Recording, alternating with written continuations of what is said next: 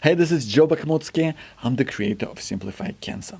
Look, if you're watching this, then you most probably have testicular cancer.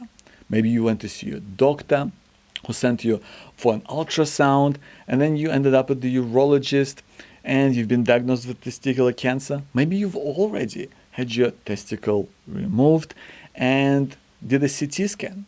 And maybe you've been told that it's spread to the lymph nodes or elsewhere, and that you need to do BEP chemotherapy, or potentially it's one of the treatment options. In either case, I want to tell you about it so that you know what's coming your way, so that you are prepared, right? First thing I want to tell you, my friend, is that your chances of getting through are incredibly high, right? So you should be extremely positive because your chances are sky high. I know how scary it is. I know because it's cancer, because it's chemotherapy, right? It's scary and it's really crazy because you never see it coming. But at the same time, BEP chemotherapy has an incredible rate of curing cancer. And I gotta tell you, having been through it myself, that going through cancer, you're going to have, after going through it, you can have the life that you want after cancer. You can have the life that you really deserve. The side effects are not going to be there. They're really not going to get in the way. And that's one of the key things to remember when you're looking at the list of side effects. I can tell you right now that you won't get them all, right? And even if you do, there are ways of dealing with most of them in a way that doesn't stop you from living the life that you want to have. Because it's a bit like antibiotics, right? If you've ever seen a list of side effects, it just looks scary, right? You think, well, how am I going to live through this? But the reality is most of those things are not going to happen. And those that do, there are ways of dealing with it.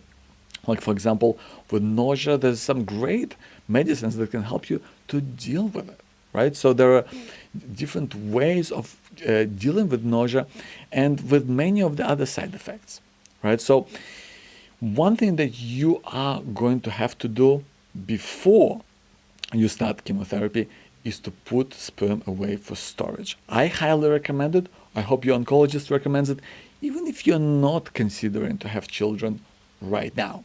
Or maybe you already have children. I think it's a good safety measure, just in case this is something that you want to do. It's quick, it's simple to do. You just go away and put it for storage. You gotta jerk off in this little tube, and it stays in this, in a freezer in some lab, and you pay a couple of $100 a year for storage. But it's there for peace of mind. It's just another option to go through. And I think that's a good thing to do before you get started with chemotherapy. Another thing you're going to do before each round of BEP chemotherapy is a lung function test to make sure that your lungs are not affected to the point where it's going to affect your life. So it's a pretty quick test. I think it's about 10 or 15 minutes. And they basically just measure your lung capacity and how your lungs function. And if one of the drugs, bleomycin, starts to really mess up with your lungs, they're just going to take you off it, right? They're going to put you on, instead of doing 3 rounds of BEP, with bleomycin, you're going to do 4 rounds of just etoposide and cisplatin, which is fine. It's not a problem at all. It's just a different way of doing it. So it's just important to keep in mind that your oncologist, your medical team are going to be on top of it. They're going to, before each round, they should send you to do one of those lung function tests. And that's just really important to keep on top of, because you want to get through this thing in the best way possible. So typically the way these cycles work, there's 3 cycles of BEP. The first cycle is, I think it's going to be 5 days in the hospital, getting all of those 3 drugs. And then the next 2 weeks, you're going to be at home in recovery mode, and you're just going to come in 1 day each week for getting a shot of bleomycin. And that's 1 weekly cycle. That's 1 cycle of 3 weeks, and that's 3 times. So I'm going to use my amazing mathematics skills. So all in all, it's 9 weeks. And if it's going to be changed to 4 rounds of EP, well, it's just going to be a little bit longer. So in any case, one thing to keep in mind is managing your energy. While it's it's not going to be fun. It's not going to be something I would recommend or not something you're going to enjoy. But it's really important to keep in mind that it's going to wear you out. I think chances are that you're going to have a lot of energy in the morning. This has been my experience and experience of many other guys who went through it. You're going to have lots of energy in the morning. You're going to feel pretty much normal as you get in chemo in your body. But as the day wears on, when you get to late afternoon and especially evening, you're going to feel pretty tired. You're going to feel pretty exhausted. So I wouldn't recommend you planning too many things to do in the evening or have too many people over, because you're going to wear yourself out. So just if you're staying in the hospital or just throughout these 9 weeks, I would highly recommend you to really schedule in some downtime so that you can relax, so that you can catch up on some books or TV shows or whatever else you've got going on. Like when I was at hospital, I would bring in some movies with me, and I would catch up on things that I really either missed out on or things just I really haven't seen since I was a kid. I remember I was in my hospital bed watching Predator with Arnold Schwarzenegger. I nearly had tears in my eyes. It's just, I love this so much. So yeah, that's really bizarre. But look, I think it's really important to schedule in some downtime so that you don't overstretch yourself, right? This is the time when you really want to put yourself first, put your health first, and make sure that you get plenty of rest. Those weeks when you are in recovery, I would honestly spend as much time as possible just taking it easy. If you're working or studying, I would take a break, right? I would just take time off because you're not going to feel up to it. And the other thing is, you really don't want to be out and about. You don't want to pick up germs or infections because, as you might have heard, during chemotherapy, your body's immune system just completely shuts down. So you are exposed to all sorts of nasty things. And I would highly recommend you to stay away from that. It seems like a long time, these 9 weeks, but it's really a crucial time in your life when you really want to be looking after yourself to make sure that you get through this thing in the best way possible, so that you really set up yourself for the best life that you can, after cancer. Because hopefully things will go well. You will get an all clear, and you don't have to worry about it afterwards.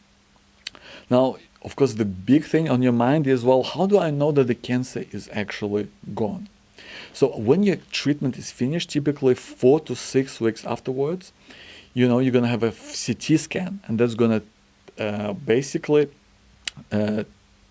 tell your specialist, tell the oncologist whether it's gone or not. So typically they do a CT scan of your abdominal and your chest, and that will determine whether the cancer is gone.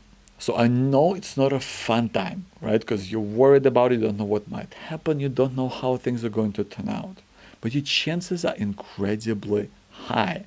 Your chances are cured are through the roof. So talk to your specialist about it. Talk to your nurses. Ask as many questions as you can. But chances are, and I'm no medical expert, but chances are it's going to work. If it's not, there are other ways to go about it. So there is RPLND, which is an operation to remove lymph nodes, which is also incredibly effective. There are other types of chemotherapy that you can do, salvage chemotherapy, that can really help as well. There is TIP, there is VIP, there is HDC, which is another form of high dose chemotherapy. So what I'm trying to tell you is there are options, right? Even if things don't go to plan, although they should, even if things don't go to plan, there are other things in place to pick up on.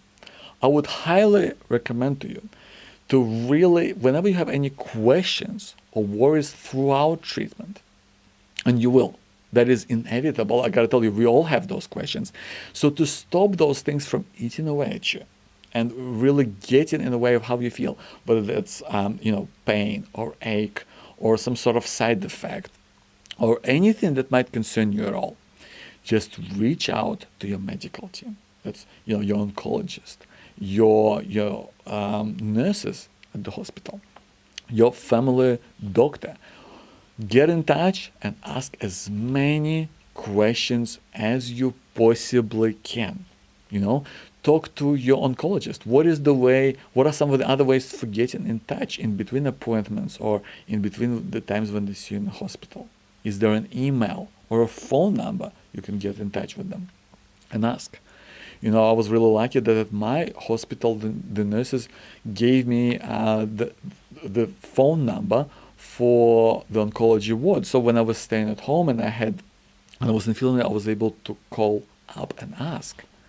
It's really important to have those ways of contacting them so that when you're not sure what to do, they're there to guide you through it, right? Because I promise you that you're going to have questions. It happens to all of us. And instead of sitting there and letting it really get to you, just reach out and ask. And be prepared for that in advance. Like I said, ask about follow-up methods.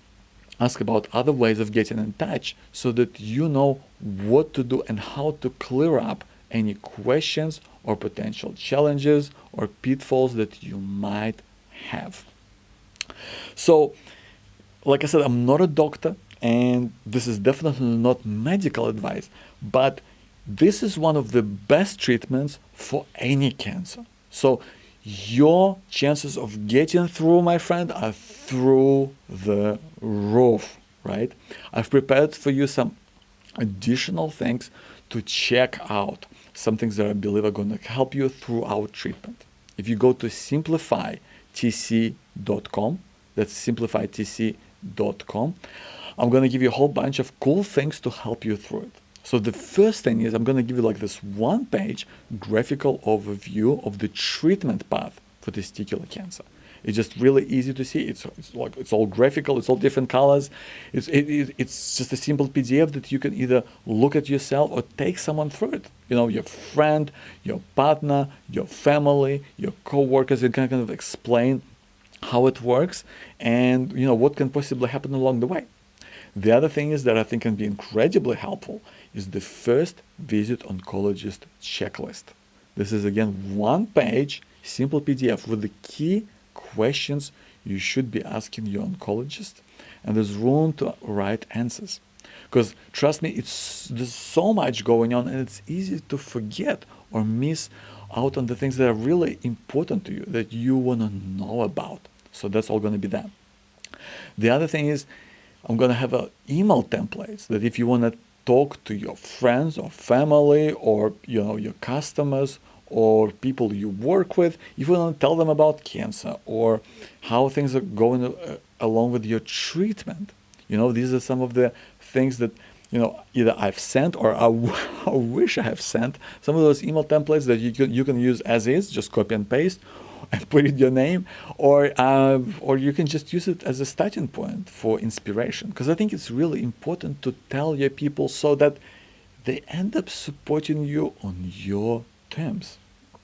The other thing I'm going to include in there is a list of all the videos where I cover all the questions and all the potential, all the potential questions you might have about testicular cancer, treatment, follow-up.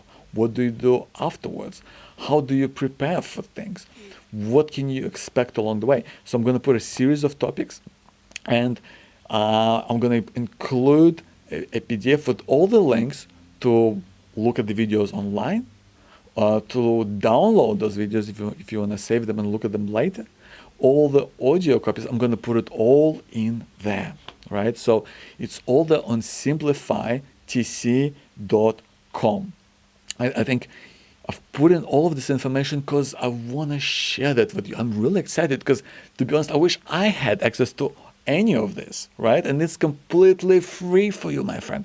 I really hope that this can make a difference, because I think that when you are prepared, when you know what's happening every step of the way, that's going to take away so many worries and fear and all of that sort of stuff. So it's really going to put you in the best place of dealing with chemotherapy, in dealing with treatment, so that you can have a life that you want and the life that you deserve after cancer. I hope this has served you. I'm really excited to share this with you. You can do this, my friend. I'm here for you. Please go to simplifytc.com and get all the stuff there that can really help you along. Thank you so much for watching. I'll see you soon.